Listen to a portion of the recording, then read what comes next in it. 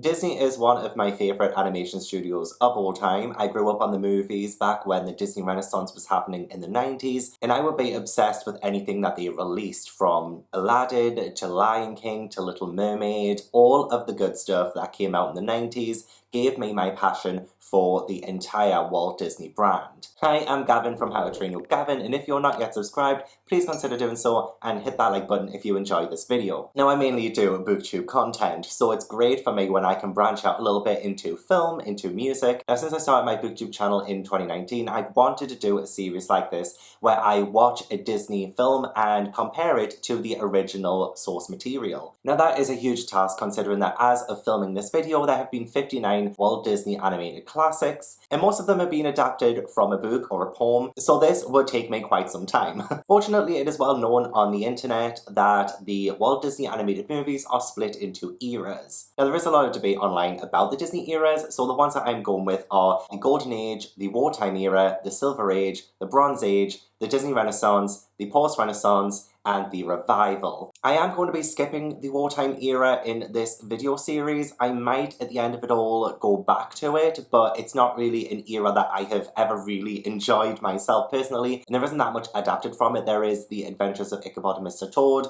where I could read The Wind in the Willows and The Legend of Sleepy Hollow. In fact, that's actually not a bad idea I've just talked myself into. But that might come after doing the main eras that I want to focus on in this series. So the Golden Age of Disney is what I'm focusing on in this video. I have read the books that inspired the movies from this era. So this era includes Snow White and the Seven Dwarfs, Pinocchio, Fantasia, Dumbo, and Bambi. Now, all of these movies were inspired by something else, which shows you how original Disney was from the beginning. But there is one that I can't read and compare to, and that is Dumbo. It was inspired by Dumbo the Flying Elephant by Helen Aberson and Harold Pearl, but I can't get hold of that because it was going to be a roller book or something like that. You can't get it, essentially. So I won't be comparing or talking about Dumbo in this video. So I will be focusing on Snow White and the Seven Dwarfs and comparing it to Little Snow White by the brothers Grimm, Pinocchio and the original book The Adventures of Pinocchio by Carlo Collodi. For Fantasia, I will be focusing on one musical segment from that film, and that is The Sorcerer's Apprentice, because it was inspired by a poem by Johann Wolfgang von Goethe. And then finally, Bambi, and that was inspired by Bambi, A Life in the Woods by Felix Salten. Now, this most likely won't be an in-depth analysis of all of the material as well as the films that were inspired by them. I do want to try and at least talk about some of the similarities and differences that I found really interesting. So let's start off with Snow White, the original, the first, the one that kick-started it all. Snow White and the Seven Dwarfs was released in 1937 and was the first full-length animated feature film, according to Wikipedia. All information in this video is correct as of filming this, and I have done my research on Wikipedia. It is based on the 1812 fairy tale Little Snow White by the brothers Grimm, or at least that is what it is called in the collection that I have. It might have a different title in different places, but it will depend on the version that you pick up, so bear that in mind as I talk about this story. So Snow White is about a young princess called Snow White, and she lives with the evil queen in the castle, and the evil queen finds out that she is not the fairest of them all. In fact, Snow White is. So the evil queen enlists the help of the huntsman to kill Snow White. The huntsman doesn't do it. Instead, he gets a pig's heart, and he lets Snow White go into the forest. Snow White eventually stumbles across a cottage where 7 dwarfs live. The dwarfs let Snow White stay in the cottage. While the evil queen finds out that Snow White is still alive, she tries to kill her. So essentially, the movie definitely did a good job at capturing that essence of the original Grimm's fairy tale. Obviously, like with most Disney films, they have almost made it, well, they've Disney-fied Snow White, so it's not as horrific. I will say, when I rewatched Snow White with my patrons, it was so great to see that animation style. It was beautiful. The fact that it was made in the 1930s, you couldn't really tell. It just holds up so well today. Beautifully animated. There are some fantastically scary scenes in that film that just made my skin crawl. Definitely, in particular, the scenes with Snow White in the forest and trying to escape from the huntsman, and the scene where the evil queen turns into the hag. That bit just, oh gosh, chills. One thing I found really interesting in the original fairy tale is that the evil queen just paints her face when she goes to Snow White, and she doesn't really do the whole witchcraft kind of thing to change her appearance. The evil queen does do some witchcraft for the apple because we go through 3 different stages of poisoning Snow White in the original fairy tale, which I feel like a lot of people will know, but I just totally forgot about, and I guess Walt Disney didn't want to animate 3 different sections of it because, I mean, one, it's extremely unrealistic that Snow White would fall for the same thing 3 times. I mean, to paraphrase Samantha Jones in Sex and the City, kill me with a poison item once, shame on you, but kill me with a poison item twice, shame on me. In Snow White, she killed you 3 times. So the 3 different ways that the evil queen kind of kills her, poisons her, are poison lace, a poison comb, and then a poisoned apple, which the evil queen does dip into witchcraft for that final one, because when the evil queen cuts the apple in half, she eats the half that isn't poisoned, whereas Snow White does. Now again, I'm assuming Walt Disney left out those 3 different segments and only went for the apple because, yeah, the logic wasn't there. Why would Snow White keep letting a stranger come into the house and give her an item if she kept dying from it? And then 2, maybe time constraints, maybe they would feel like the film was running too long. Saying that though, we do have a huge segment in the film where the dwarfs just wash their hands, and that is like half of the film. Half of the film is the dwarfs cleaning themselves. So, I mean, that is something I could have probably done without in the movie, but I don't know. I'm not a filmmaker, so what is my opinion? What's really interesting as well is that what the evil queen says to the mirror is different to what it says in the original fairy tale.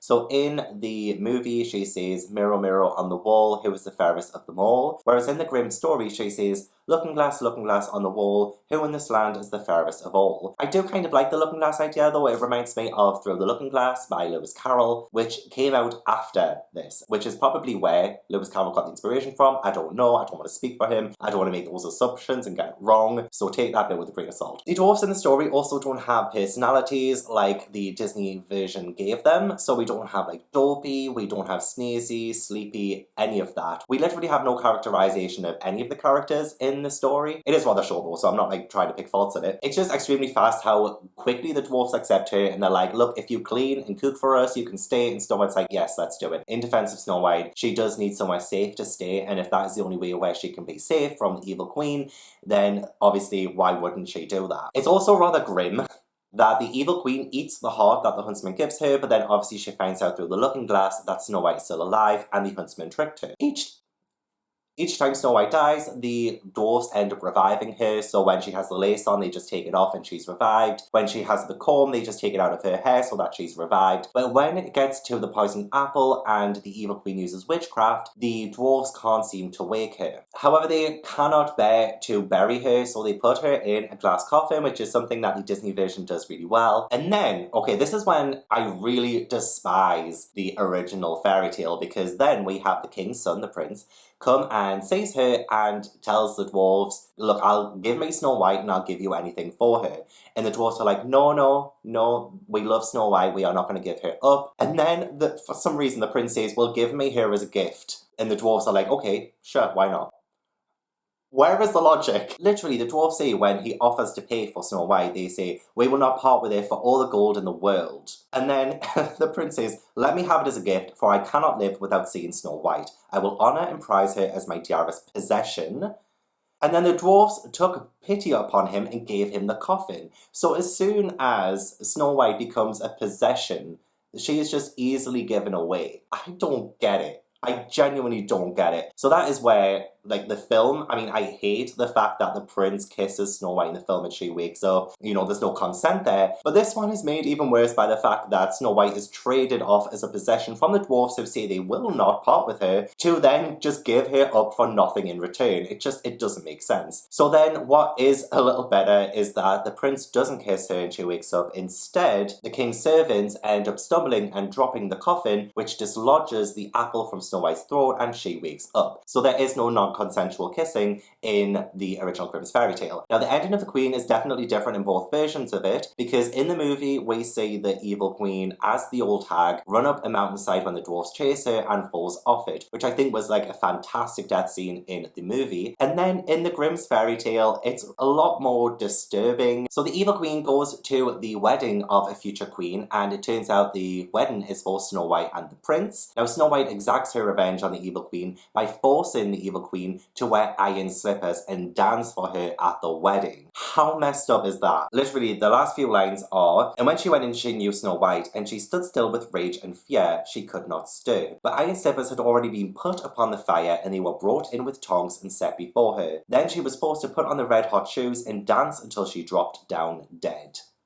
That is disturbing. I'm not surprised at all that Disney changed that for the film. The evil queen definitely gets her comeuppance and Snow White gets to keep her innocence because, killing somebody out of revenge is not really a moral you want to teach people. So all in all, I think the Snow White Disney adaptation does a good job at adapting that Snow White story of a jealous queen trying to kill an innocent girl because she is more fairer than she is. Definitely made Snow White feel less of a possession, but the Disney adaptation still isn't perfect. It is, I would say, better than the fairy tale. So following Snow White is Pinocchio, and that was released in 1940 and is based on the adventures of Pinocchio by Carlo Collodi, which was actually first published in a weekly Italian magazine for children between 1881 and 1882 and was released as a single book in 1883. I have not long finished reading the book and oh my god, it is wild. I do want to say that the version of Pinocchio I read was translated by Anne Lawson Lucas, so things might be different to the original source material, but this was just the English translation that I read. It makes sense that this book was released episodically in a magazine because almost every single chapter is so random, so strange. It just seems like every single chapter has a brand new, outrageous situation that happens. And the chapter titles are not subtle whatsoever. In fact, I hated the fact that the chapter titles told you everything that was going to happen in that chapter. And I think that's a standard kind of thing that novels back then would do, but honestly, I don't think those can be as extremely long and as weirdly specific as the chapter headings in Pinocchio. Chapter 1 is titled How Maestro Cherry, a carpenter, found a piece of wood which laughed and cried like a child. Not too bad, right? They just get longer and stranger though, so chapter 12, this is the chapter title, How the Puppet Master, Swallowfire, gives 5 gold coins to Pinocchio to take to his papa, Old Joe, and how, instead, Pinocchio allows himself to be swindled by the fox and the cat and goes off with them. That is literally the entire chapter. That's exactly what happens, down to how many gold coins he gets. So chapter 27, how Pinocchio eats the sugar but refuses to take his medicine, but when he sees the gravediggers come to take him away, then he decides to swallow it. Further, how he tells a lie and as a punishment his nose grows long. Again, why? Why do you have to tell me all of this in a chapter title? I don't even need to read the chapter after reading that chapter title. Most ridiculous of all though, and this is the last chapter title example I'm giving you, is chapter 33. Yeah. How, having turned into a real donkey, he is taken away to be sold, and the manager of a company of clowns buys him in order to teach him to dance and jump through hoops. But how one evening he goes lame and so is sold on to someone else for his skin to be made into a drum. Why? Why does it have to be that specific and that long? It literally takes up half the page. I just don't know what's going on. No, I do know what's going on because the chapter title tells me. So I'm not surprised the movie cut out so much because so much happens to Pinocchio. I do want to start off with a good thing though because the book is highly entertaining. I was not bored throughout it, to be honest, and even though a lot of it got so ridiculous and I got so frustrated with Pinocchio, it was definitely a really fast-paced and entertaining book. There is just so much darkness and Pinocchio is not likable whatsoever in the book. So in the movie, Pinocchio is a lot more childlike and innocent, which I guess Pinocchio in the book is, but in a totally different way. So Pinocchio in the book is an absolute little troublemaker from the very beginning. Even before he manages to take a breath, he manages to make Old Joe, who is called Geppetto, but for some reason in my translated version he's called Old Joe. He ends up getting him in jail, just cause. We do meet the fox and the cat who mislead Pinocchio in the movie, but the fox and the cat also get so much more darker in the book than they do in the film. So I think the movie does so much better than what the book does is teaching Pinocchio that lesson of going off and disobeying your parents. I definitely think the movie condensed what the book tried to say and, did it in a much more effective way because the book was supposed to end, I think, at chapter 15, but then Carlo ended up extending it due to demand, and you can really tell it stretches on for a bit too long. And the lessons and morals that Pinocchio learns is just repeated and repeated and repeated because Pinocchio says, oh my gosh, I've learned my lesson, I'm a good boy now, I'm not going to ever disobey you again, and then does it in the next chapter again and again and again. And it just gets more crazier and more bizarre. However, in the movie, I think it does a much better job at, misleading Pinocchio and him being a lot more more impressionable than the book version does at the character. One thing I really did miss in the book though was the music from Pinocchio. There is just a charm in the movie version with the music, and one of my personal favourites is the give a little whistle, give a little whistle. But also the When You Wish Upon a Star. It's just, there is also that relationship between Pinocchio and Jiminy Cricket in the movie. I mean, Jiminy Cricket is a terrible conscience in the movie. In the book, I mean, there will be spoilers, of course, in this video. One of the worst things that Pinocchio ever does is that I think on the first day of Pinocchio's life, he ends up killing Jiminy Cricket with a mallet. Yes, he ends up throwing a mallet at Jiminy Cricket, who is just called Talking Cricket in the translation that I read, and squashes him against the wall.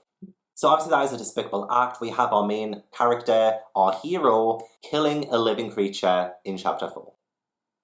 It is very hard to elicit any kind of compassion or sympathy with Pinocchio in the book. There are times when I did feel a little bit bad for him, but then his actions would have huge consequences on the people around him, especially the fairy. So one thing in the book is that the blue fairy is kind of a fairy who helps him after Pinocchio runs away from some murderers, and she ends up being a sort of like a big sister slash mother figure for Pinocchio. But then just like old Joe or Geppetto, Pinocchio just constantly disobeys her, and it's just the logic behind him, you know, disobeying her, it just doesn't make sense even in the book. Like, Pinocchio knows that he wants to be a real boy, he knows that he has to do these things in order to become a real boy, and say when he ends up getting taken to the land of boobies, he knows that, he knows it, and he just does it anyway, and it breaks the blue fairy's heart. She actually dies. So there's like a lot of death. There is a lot of death in this book too. So what the movie adaptation does so well is that it takes some of the disturbing elements of the book and makes it its own. So we have Pleasure Island in Pinocchio, and that whole segment in Pinocchio is so disturbing, especially when they turn into donkeys. And what was really bizarre is that that is never addressed again. And we don't know what happens to the kids who get turned into donkeys on Pleasure Island in the movie, and that's honestly something that should have been addressed. But in the book, there's just so many disturbing things that weren't put in. So, I mean, one, you know, Pinocchio killing Jiminy Cricket. We also have the fox and the cat who really go after Pinocchio. Pinocchio gets 5 gold coins from Spitfire, and the fox and the cat want these gold coins. So the fox and the cat tell Pinocchio that there is this field where he can bury these coins, and they will grow this money into being double, triple, quadruple the amount that he put in the ground. So Pinocchio falls for it, but they go to this inn, and the fox and the cat say at midnight we have to go to this place to grow your money. And then when Pinocchio gets woken up, the fox and the cat are not there. Pinocchio just ends up going on his own. He comes across 2 murderers. Even though I knew deep down it was the fox and the cat, it's still extremely mortifying, still extremely disturbing. So as Pinocchio is running away from these murderers who are the fox and the cat, he comes across a cottage, and he knocks and kicks on the door, and a little girl, a beautiful little girl with indigo hair and a face as white as wax, comes to the window. And her eyes were closed, and her hands were crossed over her breast, and without moving her lips, she said in a faint voice that seemed to come from the other world, "There is no one here. They are all dead." And then Pinocchio says, "Please open the door yourself." And she says, "I am dead too." Like, how scary is that? Like, and this is a kid's book. And this was actually supposed to be the final chapter of the book in the magazine, because after the murderers catch up to him, the girl doesn't let him in. Pinocchio is hung from a tree. They have long knives, and they deal a couple of blows in the small of his back. They're actually like stabbing Pinocchio. They're hanging him on a tree. Pinocchio bites the hand of one of them off. And that is just so messed up. Like, I'm so glad the Disney version did not include that in the movie. So then I think after that, that is when Carlo decided to continue the story, and the little girl turns out to be the fairy who helps Pinocchio and becomes his big sister slash mother kind of figure. So we also have Geppetto, who has been swallowed by a shark, not a whale. And Pinocchio does end up helping him, but there are so many adventures for him to get to that point, and old Joe is stuck inside the shark for like a year, and somehow he manages to survive for a year. But the most ridiculous part of this, honestly, is like a small moment, again cut from the film, and that is when Pinocchio comes across a huge serpent lying in the road. So obviously Carlo was like, look, Pinocchio hasn't had enough danger yet, let's throw another one in the way. In comes a serpent in the middle of a road, and Pinocchio falls, lands head first in the ground, his head in the soil and his feet sticking out, and the snake laughs himself to death. Yet the serpent received with such convulsive laughter, laugh, laugh, laugh he went, that in the end, what with the strain of too much laughing, a blood vessel in his chest burst. And this time, he really did die. Like, every time Pinocchio went in this really ridiculous and dangerous situation, he would find himself saved at the last minute and put into a different situation, which honestly kept this book very entertaining, I will give it that, but I just couldn't get over how ridiculous these situations were and how he got out of them was. A lot of it did annoy me. We do have Pinocchio's nose growing longer every time he told a lie, which was great. Like, I'm so glad the movie kept that version of Pinocchio in, because it does add that kind of moral story about not lying to people and being, well, a good boy. Like, I did like the fact that it was trying to teach you to not be a bad person, but it just went on too long. The moral kept getting lost because Pinocchio kept disobeying people, and yet somehow at the end, Pinocchio is still rewarded, which I don't know is a bit of a conflicting message to people, because it does show that you can be as naughty and as bad as you like, you can kill a living creature, you will still be rewarded by becoming a real boy at the end of the story. Pinocchio does save his father, Old Joe, that's fair enough, but he's just done so much, like he should be in jail. And he actually does go to jail. There is actually a moment where Pinocchio does go to jail.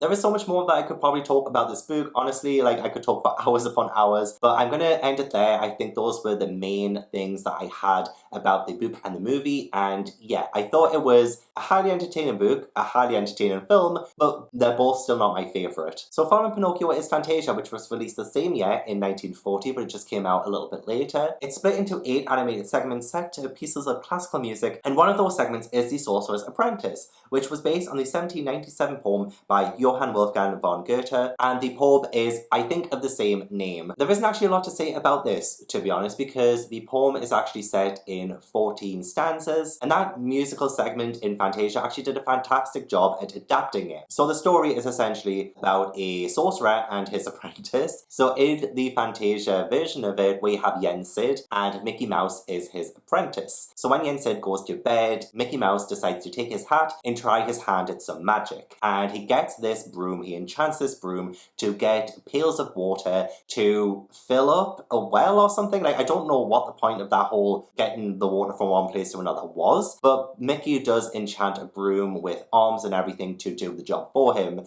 However, it gets too much, Mickey falls asleep, we have this gorgeous musical segment, and when Mickey wakes up, the broom is still going and the room is flooding. So Mickey, like, quite horrifically in the movie, I will say, gets an axe and chops the broom up, which happens in the poem as well. This is where I think the poem kind of changes a little bit, because in the poem, the apprentice just cuts the broom in half, and then the halves of these brooms just multiply. Whereas in the Fantasia version of it, Mickey goes for it. He gets his anger out on that broom. Like, I don't know what that broom did to him in a past life, but he went for it. He murdered that broom. There were pieces flying everywhere, the screen went red, and it was just very horrific, not gonna lie. And then this broom just constantly multiplies and multiplies, and then it just goes beyond Mickey's control. Obviously, the musical segment in the film does embellish it a bit, and we have more of a crescendo of action going on, and the waves and the kind of desperation Mickey is going through to stop the brooms from flooding this room, that then the master, he comes and he stops it all. That pretty much happens the same way in the poem. In the poem, the master is a little bit more impressed with his apprentice, that he has,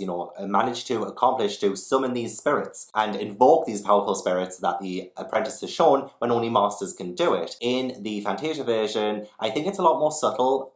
Sid, he kind of has this look on his face where he's a bit like, you know what, good job, but don't do it again. He's like, he is impressed, but in a more stern way. It is definitely one of the best segments in Fantasia. My favourite segment, though, is Night on Bald Mountain, not gonna lie. But The Sorcerer's Apprentice is iconic, and I feel like the movie did such a fantastic job at pretty much adapting everything in the poem, and it was a really good and definitely the most loyal adaptation of any of the books from this series so far. So after Fantasia we do have Dumbo, but as I mentioned before, there is no source material for me to read first and then compare the movie to, so I am unfortunately having to skip Dumbo and go straight into Bambi. Now after Dumbo, Bambi brought about the end of the golden age of Disney before the wartime era began. Bambi is based on the 1923 book Bambi, A Life in the Woods by Felix Salten, and the Disney version was released in 1990. 1942. Now, I never appreciated Bambi when I was a kid. I thought it was boring and traumatizing, but after rewatching it for my Disney watch along that I'm doing with my patrons, I appreciated it so much. I mean, the music, the way it focuses on nature and how it just comes together, like how beautiful all of that is. The movie is,